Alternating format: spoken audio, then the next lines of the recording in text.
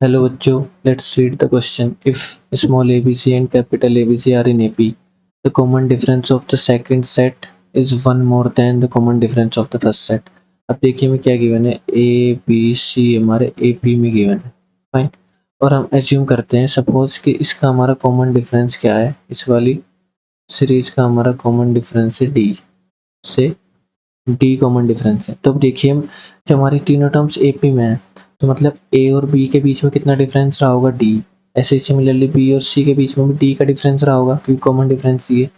तो क्या हम बी को तो बी एज इट इज रखते हैं और ए को हम क्या लिख सकते हैं, बी माइनस डी लिख सकते हैं क्योंकि इन दोनों में बी का डिफरेंस है। और सी को हम क्या लिख सकते हैं, बी प्लस डी, क्योंकि इन दोनों में फिर से डी का डिफरेंस है।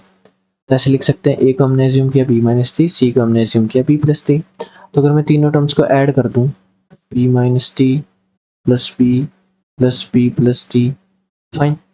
तो हमारा किसके इक्वल आएगा, देखिए तीनों टर्म्स का sum a plus B plus c किसके इक्वल दिया है, 15 के। उसको 15 के इक्वल लेंगे तो देखिए डी से माइनस डी कैंसिल, ये आएगा 3b इज इक्वल टू 15। तो यहाँ से हमारा स्मॉल b क्या आ जाएगा, 5 के इक्वल, फाइन। सिमिलरली हमें क्या गिवन है, कैपिटल ए बी सी भी ए पी में गिवन है, ए बी सी भी हमारा क्या है, ए पी में गिवन है। और हमें बोला है कि the common difference of the second set is one more than the common difference of the first. हमने फर्स्ट का कॉमन डिफरेंस डी एज्यूम किया था, तो यहाँ पे कॉमन डिफरेंस हमारा क्या आएगा, डी प्लस वन। मतलब ए और बी के बीच में भी डी प्लस वन का डिफरेंस, बी और सी के बीच में भी डी प्लस वन का डिफरेंस। तो हम देखिए इसको भी ऐसे एज्यूम करते हैं, बी को एज इट इज बी और ए को हम एज्यूम करते हैं B minus D plus one कर सकते हैं क्योंकि दोनों में डी प्लस वन का डिफरेंस है। और ऐसे सी को हम लिख सकते हैं B plus D plus one, फिर से इन दोनों में डी प्लस वन का डिफरेंस। अब देखिए तीनों टर्म्स का सम करेंगे, that is B minus D plus one करेंगे, प्लस बी करेंगे, plus B plus D plus one करेंगे। देखिए capital A capital B capital C plus C, तीनों का सम हमें क्या दिया, 15 इज इक्वल टू 15। अब देखिए प्लस डी प्लस वन से minus D plus one cancel, 3b हमारा किसके इक्वल आएगा, 15। यहाँ से b क्या आएगा, 5। तो कैपिटल बी भी हमारा 5, स्मॉल बी भी हमारा 5। देखिए अपना ऑप्शन देखिए, सेकंड ऑप्शन यही तो गिवन है, स्मॉल बी और कैपिटल बी का वैल्यू 5, तो ये हमारा करेक्ट हो जाएगा, ट्रू। अब स्मॉल ए और कैपिटल ए का वैल्यू चेक करते हैं क्योंकि तीन ऑप्शन में यही दोनों वैल्यूज पूछी है। उसके लिए हम क्या करते हैं, देखिए हमने स्मॉल ए किसे एज्यूम किया है, 5 माइनस डी को, और सी को क्या लिया है, बी प्लस डी, और बी हमारा क्या है, 5।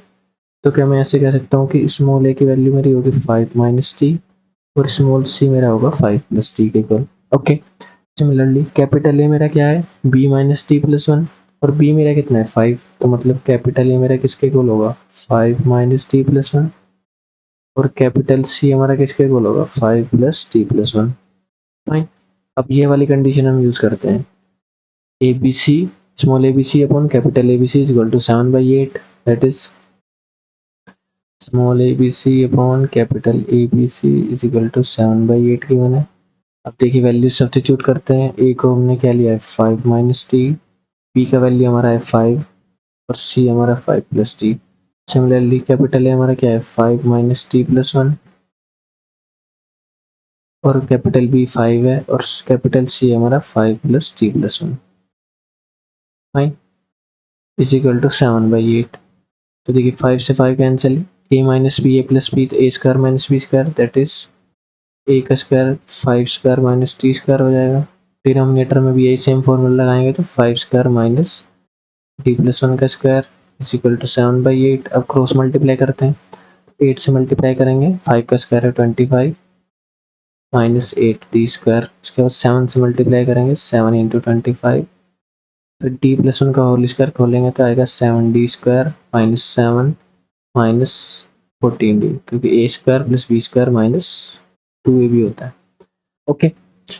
तो देखिए 8 इंटू 25, यहाँ पे 7 इंटू 25, तो 8 इंटू 25 में से 7 इंटू 25 माइनस करेंगे तो सिर्फ 25 बचेगा क्योंकि लेफ्ट साइड में नेगेटिव हो जाएगा। इसको राइट हैंड साइड में लेके जाएंगे तो हमारा पॉजिटिव हो जाएगा, तो 8d square minus 7d square हमारा बचेगा d square minus 14d minus 7। इसको क्वाड्रेटिक इक्वेशन को रीअरेंज करके लिखते हैं तो d square minus 14d minus 32 is equal to 0। इसके फैक्टर करते हैं by splitting middle term, d square minus 16d minus plus 2d minus 32 equal to 0। देखिए माइनस के 14d को हम कैसे लिख सकते हैं, minus 16d, plus 2d, 16 to या 32, यहाँ पे 32 तो फैक्टर्स हमारे क्या आएंगे, d minus 16 and d plus 2 is equal to 0। d के दो पॉसिबल वैल्यूज आएंगे, एक तो प्लस 16 और एक हमारा माइनस 2। फाइन। अब देखिए अगर हम d माइनस 2 लेते हैं तो हमने स्मॉल ए क्या लिया था, 5 माइनस टी, तो यहाँ पे वैल्यू सब्सटीट्यूट करेंगे तो क्या आएगा 7, और कैपिटल ए हमारा क्या था 5 माइनस टी प्लस 1, तो दैट इज हमारा क्या आएगा 5 माइनस 2 प्लस 1, और ये वैल्यू हमारी आएगी 6। अगर हम d को 16 लेते हैं, हम d को लेते हैं 16, तो उसके लिए हमारा स्मॉल ए क्या आएगा 5 माइनस 16 दैट इज माइनस 11, और कैपिटल ए हमारा क्या आएगा 5 minus 16 plus 1 that is minus 12। तो पॉसिबल वैल्यूज है हमारे पास। फाइन। स्मॉल ए की वैल्यू है 7 और कैपिटल ए की 6, एक तो ये वैल्यू पॉसिबल है।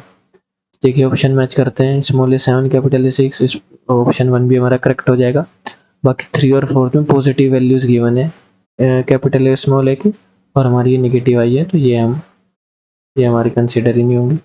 बस हमारे दो ऑप्शन करेक्ट आएंगे 1 एंड 2, और यही हमारा फाइनल आंसर है। I hope you understood it well. Thank you.